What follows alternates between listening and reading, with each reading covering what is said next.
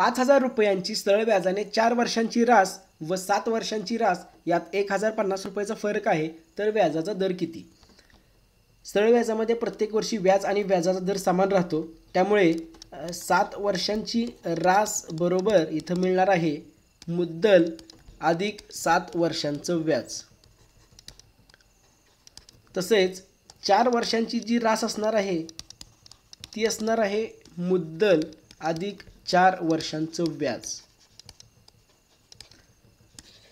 जर या दोघांचा जर आपण फरक जर काढला तर या मुद्दलला मुद्दल कॅन्सल झाली. 7 वर्षांचं व्याज वजा 4 वर्षांचं व्याज बरोबर 3 वर्षांचं व्याज आणि हाच फरक आपल्याला इथं दिलेला आहे 1,050 रुपये.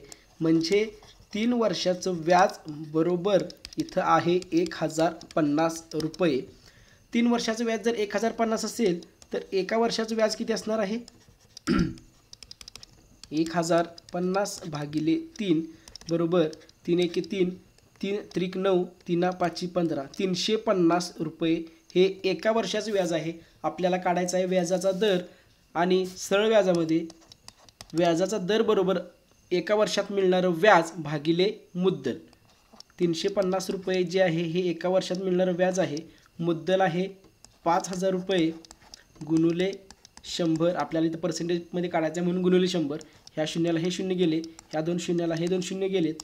5 एके 5, 5 7 35, 7 गुणुले 1 बरोबर व्याजाचा दर जो मिळणार आहे तो मिळणार आहे 7%.